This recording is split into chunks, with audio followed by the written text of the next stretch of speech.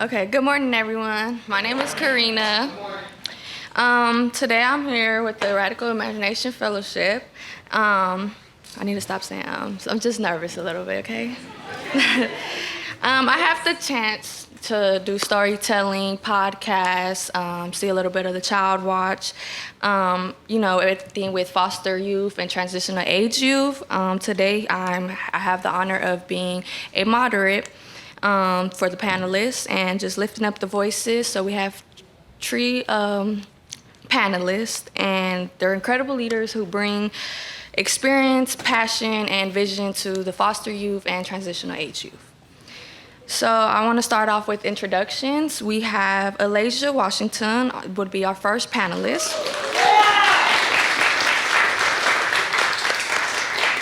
So Elijah Washington is a passionate young adult advocate, freedom fighter, and a change marker dedicated to uplifting youth and addressing system issues surrounding youth homelessness. Drawing from her own lived experience, Elijah has used her voice to champion equality, resilience, and employment for the next generation. Beyond her advocacy, she is also a self-taught chef. And she's currently pursuing her nursing degree, bringing a powerful perspective at the healthcare, lived experience, and leadership. So please, another round of applause for Elijah. For our next panelist, we have Shaquan.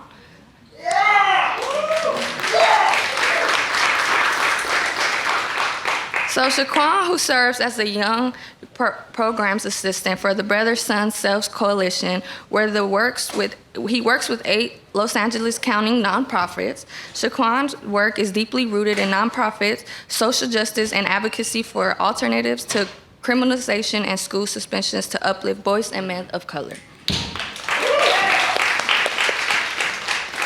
His dedication began when he was nearly 13 years old, when he was inspired to step into youth organizing, and since he's been consistent voice for empowerment and change. Let's give another round of applause for Shaquan. And lastly, our last panelist is Perla.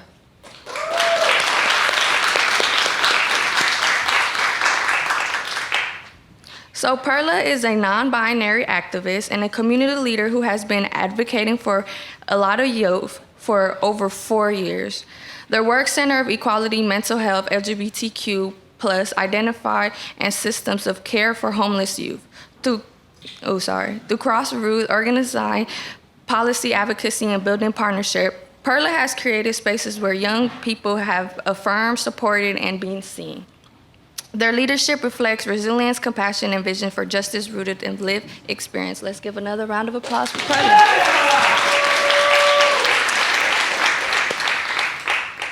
So now we will get to know the panelists a little bit more, asking them a little questions about themselves. I want to start off with Asia. If you can answer, what is one moment in your journey that shaped how you would see foster or take transitional age youth in the system today? I mean, if anyone wants to answer, you go ahead too. Can you repeat the question? Yes. What is one moment in your journey that shaped how you see the foster care or transitional age youth system today? Okay. Hello. I think one of the biggest moments is when I finally felt like providers were listening to me. So I have foster youth experience, and I also have homeless youth experience, so I have those intersecting identities. I didn't really get a lot of support in foster care. That journey is kind of like blacked out for me. I think a lot of my support really was in the homeless system. I got services out here in Los Angeles, and there was this time when YHTP funding came down. If you're not familiar with that, that's 1.4 million that Los Angeles was awarded back in 2022. And we were involved, they had a few young people involved in allocating funds, where they wanted the funds to go, what they wanted the funds to do for us. And that's the first time where I really felt like my voice made an impact in something, we got to incorporate a peer regional coordinator. Regional coordinators are, the people that oversee all the young people and do a lot of like managing what's happening in the system. And we got that to be a person with lived experience. Actually, one of my best friends who got me into the system is the peer regional coordinator now. Mm-hmm. And we got to implement a whole new type of housing prototype. And I actually was the first person that got accepted into that program, which was amazing. Thank you. I now have been housed for almost a year, so shout out. But that was definitely one of the first times where people really listened and didn't just listen and tokenize me and have me in a space just to have me in a space, but the things that we implemented, the things that we said wanted to be done actually got done. They're still happening. It's 4 years later and it's still happening. And from there, I co-founded my own youth action board alongside providers that helped us get there, helped us get the funding. So that was the really big impact in finding my housing, finding my advocacy leadership, and really just being seen as a human and not a number again. Thank you for that, Parker. Okay, now, if anyone wants to answer, but Shaquan, if you could redesign one part of the foster care or transitional system, what would it look like?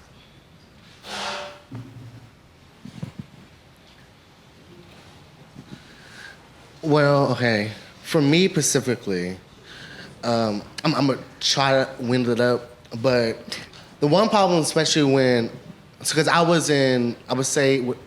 particularly wouldn't remember what it was called, but it's like family foster care. So my great aunt took me in as her foster. She basically was my foster mother, and I'm like, well, my experience with her was a lot more better than the experience that I get when it comes down to my siblings. So I think like a lot of the change I'm doing is a reflection of my siblings. So I'm the oldest of seven kids, and particularly I was lucky because of my aunt being able to do that, but they weren't because she didn't have enough space and even enough time to take care of all of them at once. So one particular problem that arose, especially because I was in foster care for roughly 3 years, so between 10 to 13, my youngest sister was placed in a foster care home in Utah, and she was only one. And this young foster care woman decided to perm her hair to match the other children she had. This is a white woman, and I have nothing against my PCOs, but but it's even the factor of like her doing that because there was already underlying bullying within her own city about her taking in a foster child that wasn't of her color.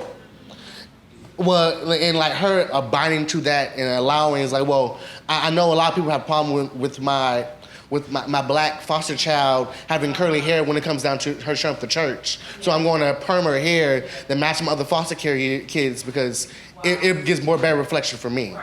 So I'm like, honestly, I feel like just the stereotype of just like people giving into just overall racism or homophobia throughout this. It's an influx. I think it's the one issue that needs to be addressed at the very beginning when it comes down to pitting youth inside foster care homes. But it's a long list of other ways because like my other siblings had their own experiences and that kind of reflect on who they are today. Yeah.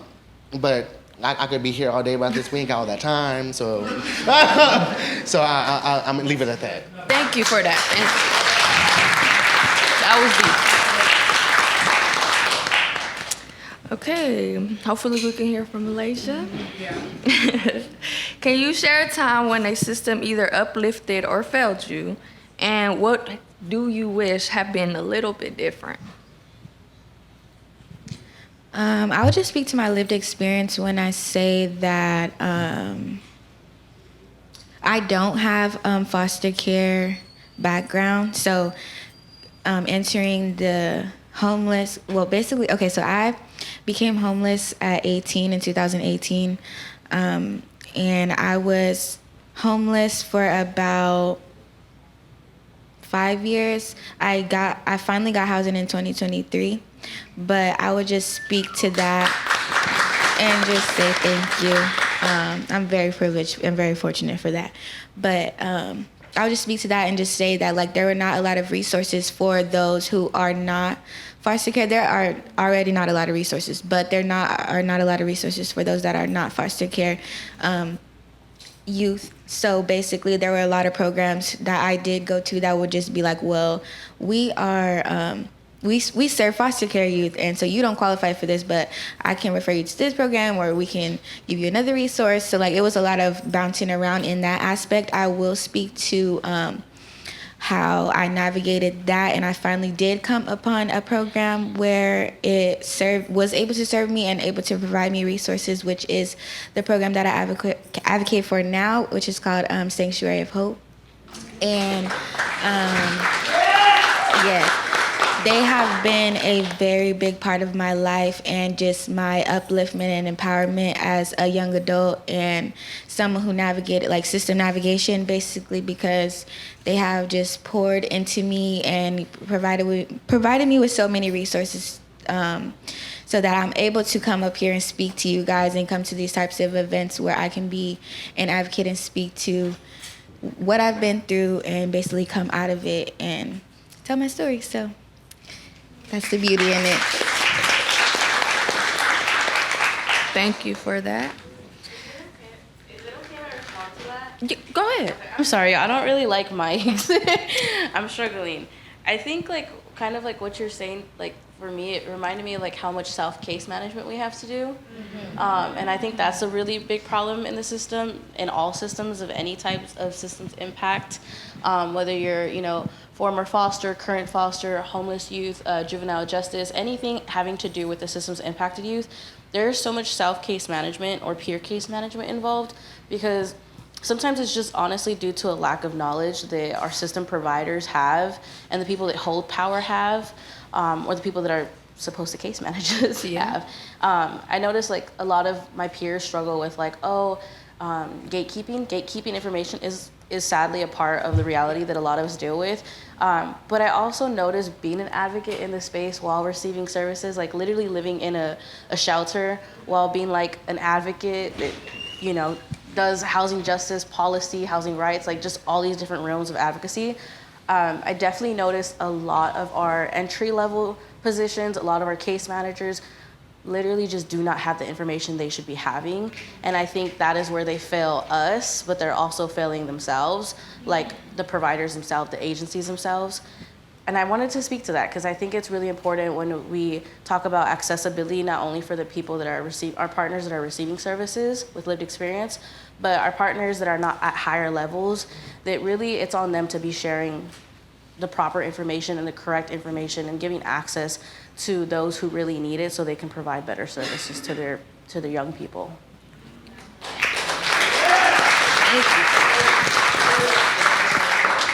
And you guys can feel free to answer any questions and jump in. Access was very limited. Like now coming out of that experience, like in 2025, we have a lot of resources and a lot of things that are on social media, and you can come here and get food, and you have like the community refrigerators and stuff like that. But like we have came a very long way in the past like 5 years or so, like because there was not really none of that, like not any resources to go to or no direction to really point you in.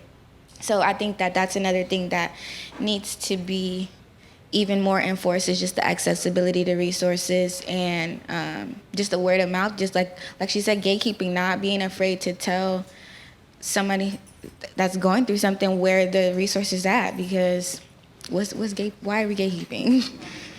But yeah, thank you for that. Okay, Perla, how do you balance sharing your story with protecting your own well-being and boundaries? If anybody can answer. Okay, repeat the question one more time. Yes, sir. How do you balance sharing your own story with as well as protecting your own well-being and your self-boundaries? Okay, so So the nonprofit I previously worked with, Brothers and Sales Coalition, and like they work with 8 nonprofits. For the last 2 years, I've been helped lead a fellowship. It's a 10-week fellowship. We bring in 18 to 24-year-olds, teach them about the points of organizing, how they can like apply what they most enjoy and put it into action when it comes down to organizing. So like a lot of the youth who came through our program, like they started off enjoying photography, and ended up working with other nonprofits we be part of, and they end up getting contracts to be the photographers when it comes down to the workshops and a lot of things that they're doing. But then other folks who were very much interested in medical practices, and they apply them when it comes down to reinventing the way that they want to push their practices by being more community care versus them trying to get a practice just off the base of the money. So like that point of that action,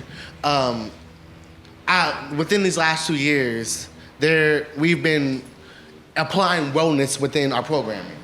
And particularly like self-wellness and ensuring that you take care of yourself before trying to look after the next person.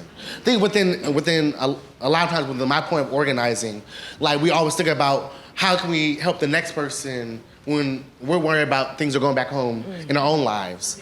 I'm like currently right now, like my youngest brother lives with me because of my parents going through a divorce and them having their own domestic and problems. So I allowed like just particularly when like taking him in, like during our fellowship was still going on, I was coming up on our transformative justice and the wellness week coming in together, and one of our petitioners, particularly this nonprofit called the Loves Foundation, so shout out to them. They work with a therapist-led nonprofit that kind of like comes to the community and ensure like folks know about self-care and how the safety care can take care of themselves, and apply that through like helping them with finding therapists within their communities, even like applying vouchers and et cetera. And they had this conversation and it was talking about like how do you prevent burnout for yourself while trying to create change for others. And like my answer to that was, I've never not thought about caring about the next person. I've always thought about how can I help the next person, and I'll worry about myself later on. And that's caused a lot of problems within my adulting stage.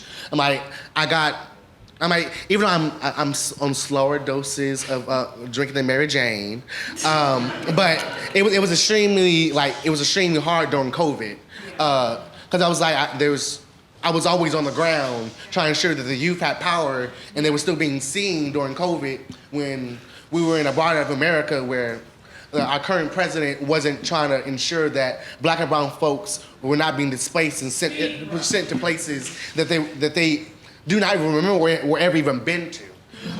Even that's still even going on today. But like when like the petition said, well, like honestly, have you ever took a vacation? And I said, over the 15 years of me organizing, my vacation is usually a retreat that we go on for a weekend, and that's with the youth. I mean, that's my vacation, is me being with the youth. And she was like, look, I'm gonna make you do this. And she said right in front of my director, she was like, I want you to make him go on a vacation for the next week. Like, we don't want him answering no phone calls or nothing. If you get even an inch from an email from him talking about what's happening next week, you better shut it down, don't reply to or anything. Ooh. I was like, okay, I'm gonna try my best to not do any work. It worked, but it did not work. I was still worried about what is the youth doing? How can I help the youth? But it also allowed me, I was like, look, if I got to play the game, got to sit back, chill with my brother. I got to do things with my brother that I've not done with him, have done with the siblings between our ages. Yeah. So like I'm 27 and he's 16. And it's like, it's the age range, so like the things that, like playing the game, going outside, I haven't been that athletic in the wheel, but I can still beat you in the run.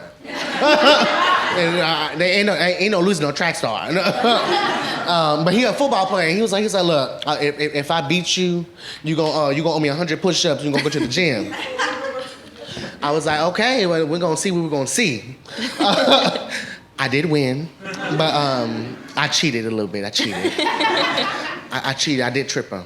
It wasn't. It was a little soft. She was like, "Ooh, I'm sorry." But I didn't have to go to the gym. But I did do those 48 push-ups when I was like, "Look, I'm gonna give you this," and like just a joy and like us just being in relationship with each other and not worrying about what's going on with our family gave me more joy. And I was like, "This is why I do this work, but this is the reason why I need to take more vacations."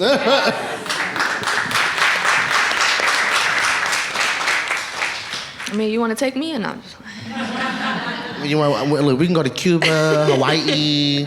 I'm like, the only thing I'm gonna say is my partner might disagree. That's all.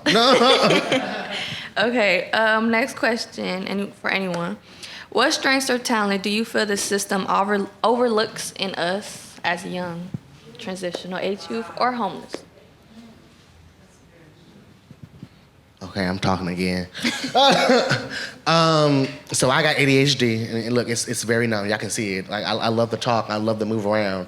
So I think, especially like within my transitional age from like adolescence to teenaging, to a teenager, like particularly with the school system, they always had a problem with you moving around too much, or you always have something to say. And I'm like, if I'm in school and you're asking me a question and I'm giving you the answer to the question, but also asking you more thorough questions, why are you getting irritated with me trying to be thorough with it?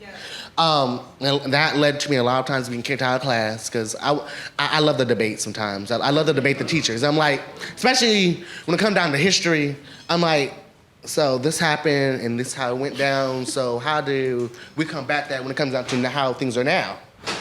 And they're like, oh, well, you just got to work out this way. It's like, no. How can I, as a youth in this current age, change the way history is being written when it comes down to black and brown folks in the future? Hello. And it's like, well, you're disturbing in class. You're doing too much. It's like, no, I'm being a student. I'm trying to, I'm being the, what was the word? Not the educator, not the disruptor, like,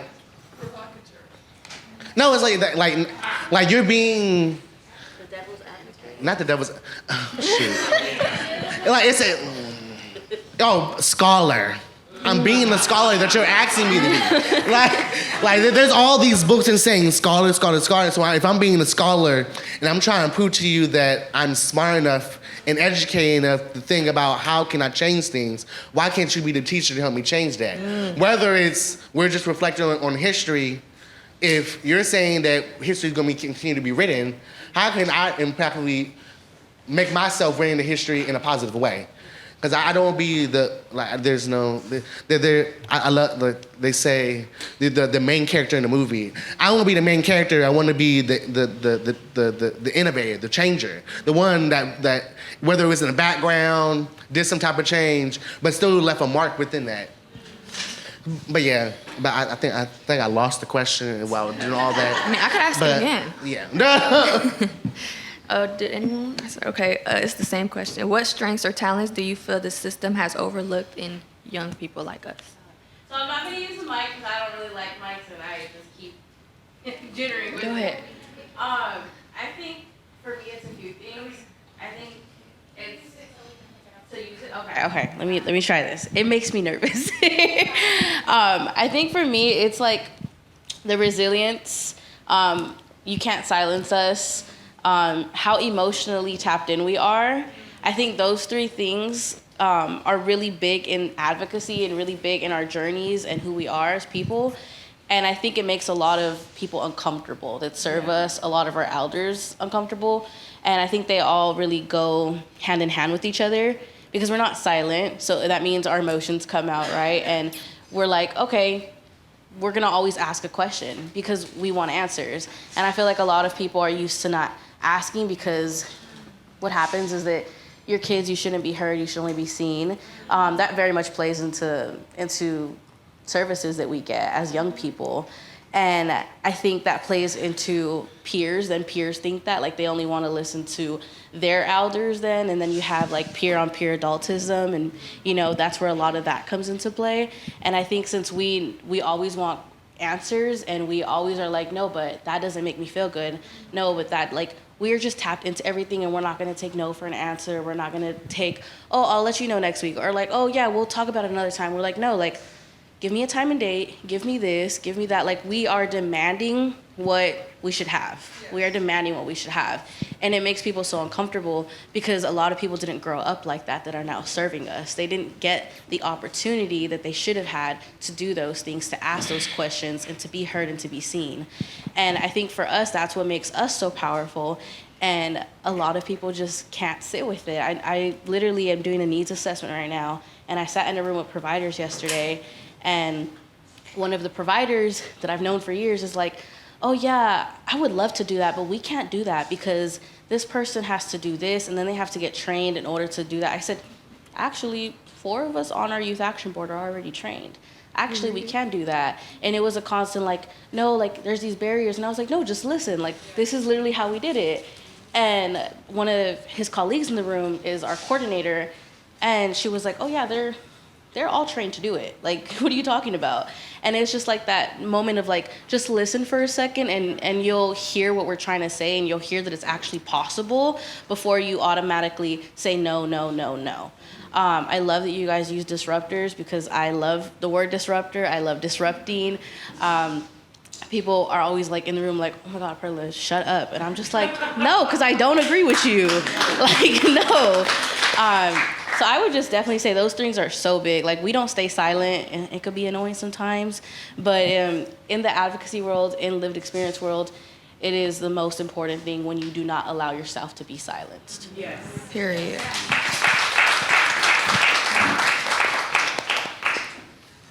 Okay, another question for anyone. Have you guys found healing or empowerment through any community, creativity, or advocacy? Yes.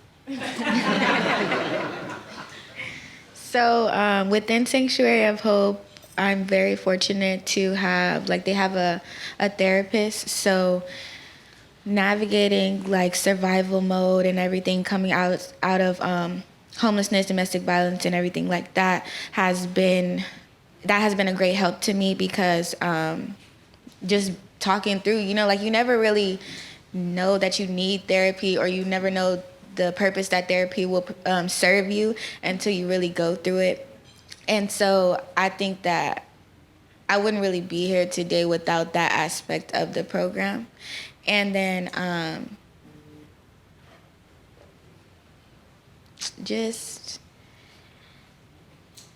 feel like there's a lot of resources now. There's another partner program that I just went through called what's it called? Positive Results Center. They had like a mental health ambassador program where we met every Saturday. We did yoga. We talked about depression, anxiety, everything. They paid us. They fed us. At the end, like, we learned how to surf and everything. It was just like, it was really cool. And I just felt like there are programs that are coming through the woodworks, through the gaps, and filling the spaces that we need. We just really like have to find them, have to share them, like, and it's helping me thrive through my lived experience. I love that for you. Okay. Can I talk again? Oh, go ahead, girl. Thank you. You said me. I'm trying not to take up too much space because, like you, I could talk. I love to talk. I think I'm also doing the Positive Results Center currently in this cohort, and it is so beautiful. Mm-hmm. Oh, I love that you mentioned them. Really shout out to them. Mm-hmm. I was gonna say, I think community. Community in any sense is a really big part of it. Your chosen family is a really big part of it, and I think a lot of my mentors, some of like my directors of programs, they became my chosen family. Like, now someone is my aunt, now someone's my sister, that's my cousin. Like, it literally became a family to me, and I think that is one of the most important parts of your journey. I think that's what really helped me through a lot of things, because I'm still healing. I still got anger issues. I still cry a lot about a lot of things. Trauma still shows up for me. I'm learning how to work through a lot of my experiences being lived experience and trying to transition out of survival mode my entire life. Because I come from generational homelessness, my grandma was homeless, my mother was homeless, etc. I became homeless, so I'm trying to break cycles. So I would say that I'm still healing. I don't think I would be as far into my healing journey if it wasn't for my community, and that being literally everybody. Like, knowing that, my friends were dealing with similar things, knowing that it wasn't just me, that it was like alone in this whole thing where I'm like, am I crazy? Like, am I tripping? Like, what do I not understand right now? And it was people advocating for me, because although I became an advocate, it took a long way to get there. It took going through a lot of different shelters, a lot of different systems, and continuously being failed by people and by those systems for me to finally get to a point of where I'm like really solid into this. Advocacy at first was literally getting tapped into things for me was like, okay, no, I can't do this anymore. Like, I'm tired. I can't live in this shelter and keep advocating. And it was my community that's like, no, like, you got to keep doing what you're doing because it's important. You got to keep doing what you're doing because I know it's hard right now, but like, do you not just see you just help someone get into a program? Like, those things are powerful. And like, and then it was those people, young people, my peers, being like, no, Perla, like, you're so resourceful. No, Perla, like, you're like, no, like, you just talked to me the other day. Like, you just had a conversation with me. I was angry and I was yelling, and they were about to kick me out of my housing, of my DMH bed, and you helped calm me down. Like, just stay. Wow. And it was like people really just being like pouring back into me, because sometimes you need that. And I was doing a lot of pouring out, like you said. I was filling other people's cups and forgetting about mine, and it was my community that lifted me back up, especially when I went through crises. So I would say it is hard to open up sometimes. It is hard to want to not self-isolate, but it's going to get you so far when you have community.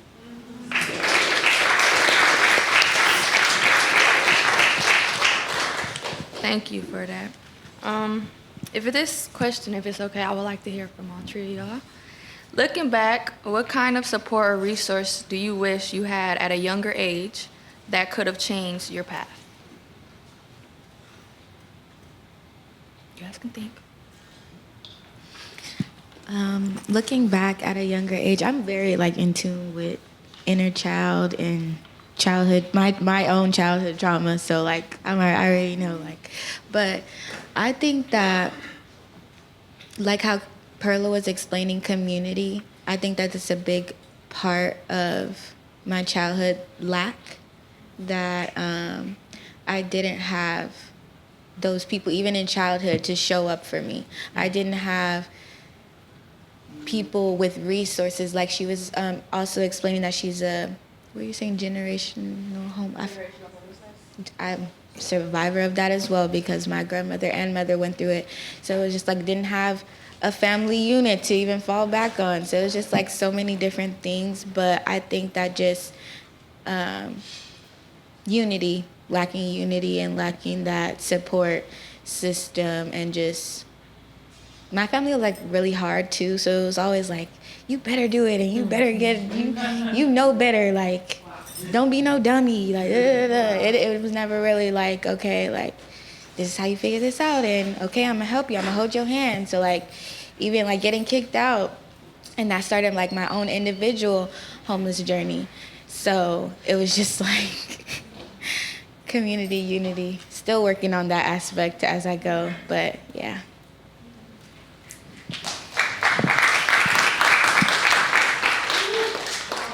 No one wants to go? Okay, you repeat the question one more time? Yes, sir. If you could redesign one part of, oh wait, I'm over here. Oh yes, if you could redesign one part of the foster care or transitional system, what would it look like? Did I ask that? Yeah, I think it was something about your childhood. Yeah, I'm like, oh, here it goes.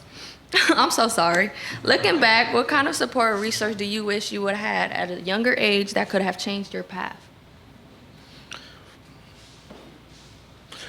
Okay, the support, because I had support lucky enough by the time I turned 13. So the support I wish I had my mother had, was community.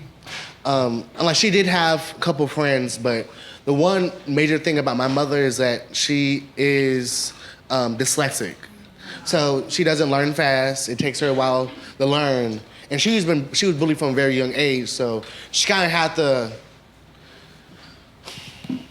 I hate to say it, she had to depend on men as her comfort when it came down to support and safety. And that led to, it led to her having 7 beautiful kids. But neither one of my father figures, I'm like, even starting with mine, my father figure wasn't the best. I haven't even met my father yet. I'm still waiting on that moment. And like I said, I'm 27 years old, so it's a problem of hand. And I'm particularly with each one, like my father figures. Their family had a lot of hatred to darker skinned women. Yes. I appreciate it. And my mother always thought that, like, even though someone's hating on me, they're going to eventually love me at the end of the day. And that led to a lot of abuse between the families. And particularly with my father, and I'm like, his family, and if you see the way my name is set up, is Shaquan Joaquin. My father's half Cuban. His family, lighter tone folks, who straight up said that they didn't want their son having a child with a Negro. And even hearing that and then seeing how my other father figures did the exact same was a problem. The reason why my mama had her beautiful 7 children, all mixed children. So just knowing that, like, she even tried to, like, okay, seeing that negative, and like her still instilling, like, look, I'm a beautiful black woman. I'm not gonna let this harm me. But I'm still going to depend on these men as my safety net was an issue. Because my grandmother, they weren't in her life.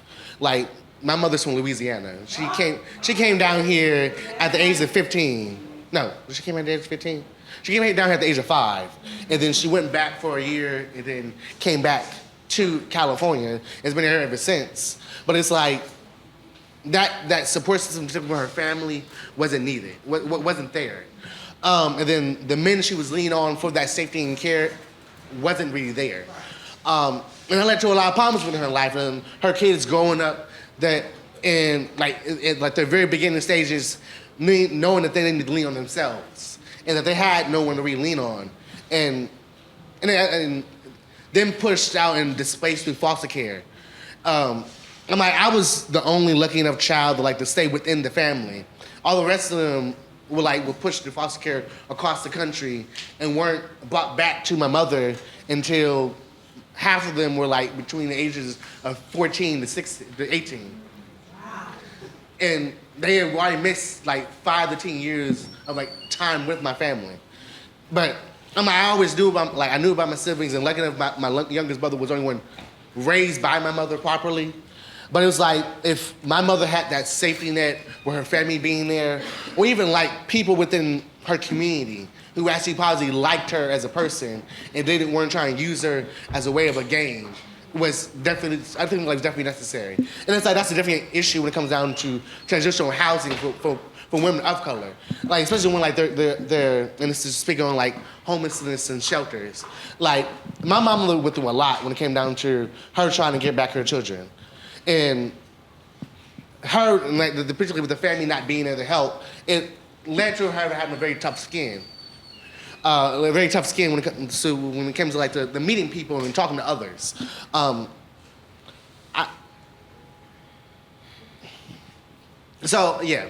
I'm trying to find the end of this. Come on, here we go. So for my mother, and I think even any black or brown woman out there who knows that there's people who are against them, they should look for nonprofits and centers that really support black and brown folks. And I know there's a lot of more work done for black and brown men, boys, but I think there's a lot more lacking when it comes to our women, and them having a safety net. So yeah.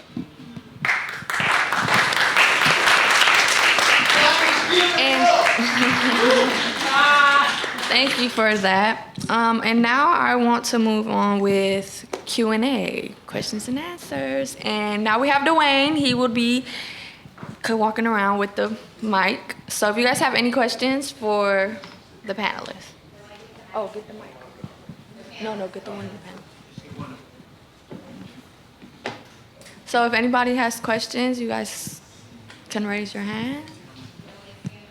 Stand, yeah, just see whoever. Oh, that in the back. Or anyone.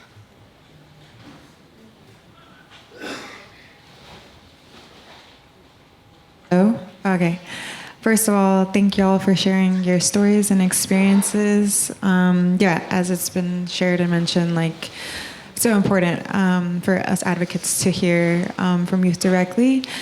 And so, yeah, I think one of my questions is I'm a social worker who's supporting foster youth, and you know, I think one of the biggest impacts of trauma, which I know Perla, you had briefly mentioned, is that something that trauma can kind of do is like push us into kind of like the state of like isolation, and where, you know, we can kind of be bombarded with these thoughts that like nobody's there for us, or nobody wants to be there, and sometimes those feelings can be so powerful and overwhelming, to where like as an advocate, even when I try to extend resources and support, it's hard to kind of pull someone out of that dark place.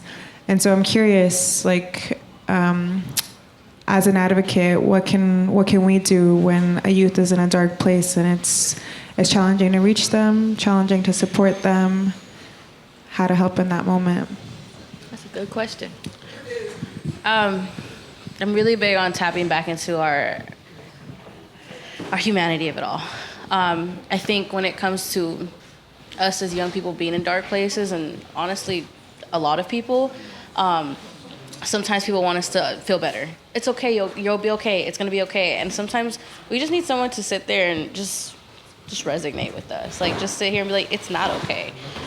Life is really shitty right now. Yeah, it's hard.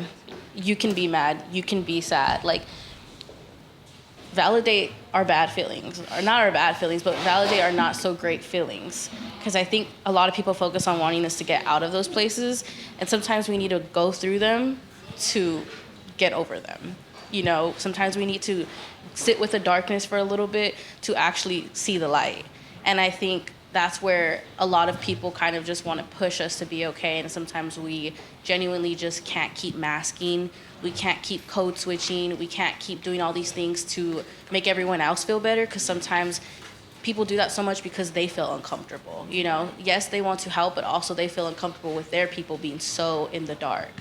So I would just say, tap back into that. Just sit with them. Just sit with them. You know, validate that things are not good, and also just, you know, build the relationship with them. Because resources are great, and, you know, sometimes we want all the resources, but sometimes we can't be accepting, we can't have our door open, have our hearts open, our minds open to all of that when we also don't feel a connection. I know, like, as a social worker, it can be hard because of, like, time restrictions and, like, you know, confidentiality and stuff like that. But, like, you know, just connect with your youth, you know, like, check in on them. Don't, you know, overbear them, but check in on them. Like, just have conversations, like, do fun things with them, introduce those things to them, like, talk about the things that you like, that you may have in common, like, introduce them to a new song, like, really just be a human with each other and not a client and a provider. Period. That's what I would say. Okay. So now we're running a little short on time, but I just wanted to add, just remaining consistent. I think that in this time that we live in, it's easy to forget about somebody, especially how fast we communicate and how fast we're on to the next thing. So I think that consistency and like staying in their face, because in isolation you feel like, okay, nobody's there for me, nobody cares. So it's like you have to be that person that cares. You have to be that person that they know, like, okay, I can call on them, or I know that they're gonna be there, or I know, like, if I need a resource, they got my back, you know, because it's easy to be like, oh, okay, you ain't responding to my text, I'm trying to send you this resource and you don't want to answer. All right, I'm cool, I'm on to the next case, because y'all have so many cases. But it's like, it's a human experience, it's a connection. Like, it's not just a paperwork, sign the paper and we done. It's not that.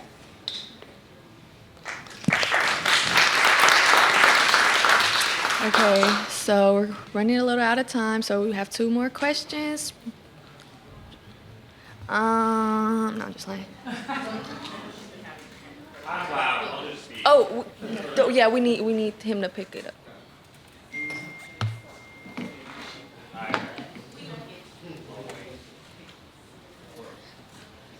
Just trying to do one side, this side, and then that side. So everybody can. Hi, everyone. My name is Thomas. I'm the program director at the Academy Project. We provide free after-school services for foster youth in Pico Union. To that point, do you, specifically in like middle school, which is our focus, do you feel like there are programs that you would have wanted when you were that age and kind of going through that would have helped you process what you were going through, or just make you feel more normal, like just like a kid?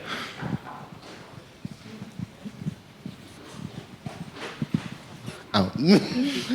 Yes, so I went to Bethune, Markham, oh my God, I'm a Bethune. I'm trying to name the historical woman of it, but it was Bethune. Mary McLeod Bethune Middle School, yes, on 69th and Broadway, not that far from here. Particularly with there was only one resources class that was there, and it was called BMA. So Black Men Academy. It was particularly like allow the boys that were seen as troublemakers to have the opportunity for them like to get re-engaged with the community and learn about like a lot of things that have historically allowed Black and brown folks to kind of assail. I particularly wasn't involved in it because by the time I even learned about it, I believe it was getting ready to transition out. So probably only attended one class, but that one class enabled me to recognize once I got to 9th grade. Once I graduated, I already knew what type of school I wanted to go to. And it really was like what I'm doing now, community action and research. So with that, I think that particular class was very much necessary, but what was lacking was the funding. I think there was only like 10 to 15 youth that were in the class, but there was well over 300 Black and brown folks at that school. If only 10 students are receiving this class an opportunity to go on these trips, to visit colleges, and to go to historical places across the country, why is there not being more funding dedicated to ensuring that more youth are involved in this? So I feel like particularly that funding was very much necessary. And I'm always going to fight for our feminine identified folks.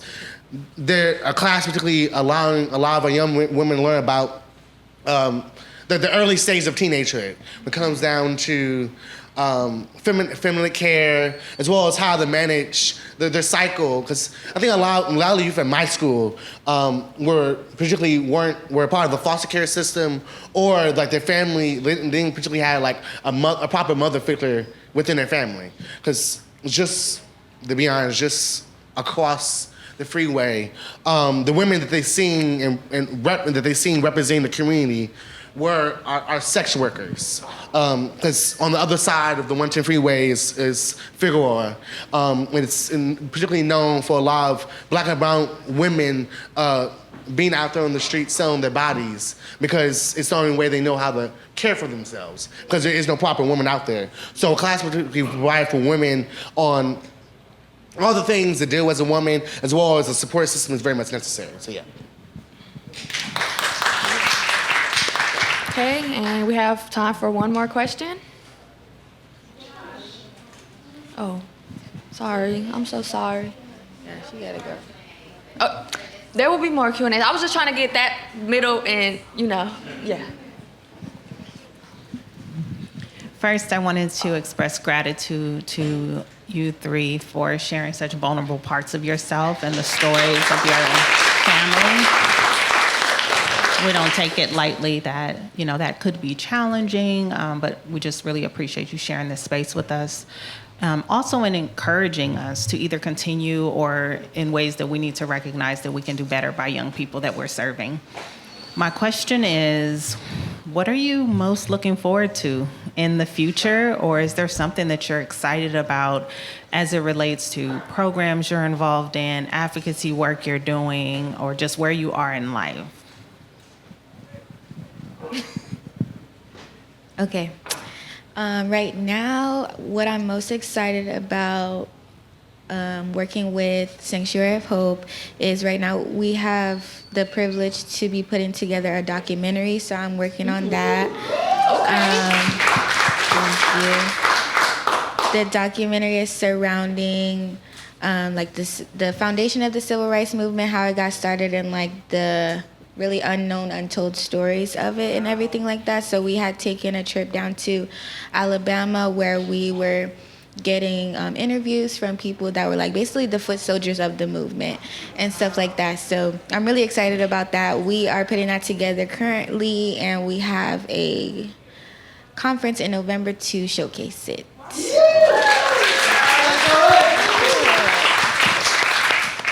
I love that. That's dope. I didn't even know that was happening at SOH. I'm tapped out. I think for me, I'm like a independent contractor and consultant, so I do like a lot of advocacy work in different ways. I'm like part of a lot of youth action boards. Shout out CYC's policy board. Woo. But for me, I am currently starting to figure out, like I said, I co-founded my own youth action board back in 2022. We are our third year of ongoing funding, so I'm really proud of us. Yes, we're on our fourth cohort of young people entering the Youth Action Board. So we are doing great, amazing things. We're powerful. I'm gonna give a shout out to them. They're powerful. My board members are powerful. But I think it's inspired me to want to start my own nonprofit. You mentioned programs that I want to include. There's so many programs that I think about to make us feel humans again. I talk about tapping into our childhood because a lot of us didn't get to experience our actual childhood. So I talk about making bracelets and making potions, which is like bath bombs and stuff like that. Like the fun things we used to do as a kid when we had the chance to, tapping back into all that. So I think about how I want to make us feel humans again. I want to create a third space that is safe, that is fun, that is comforting, where I can pay young people to show up. Because in our board, we pay young people for everything they do. We're having a Halloween mixer. Any young people that are out in Los Angeles, or if you want to come down for a Halloween party, we're having a Halloween event, and we're paying you to come. We're paying you to come have fun. It's a safe, sober space for our young people with lived experience of all sorts. And we do a lot there. We provide a full meal and everything. But I want to be able to compensate young people for their time, have fun, have programs that are intentional, meaningful. So I'm currently starting that process. And I'm so excited because I have so many young people that are like artists and stuff like that. And I get to tap into my peers and they get to utilize their skills. And it's going to be something really big and beautiful. And with that, that's our panelists. Okay, we give it a hand for all three of them.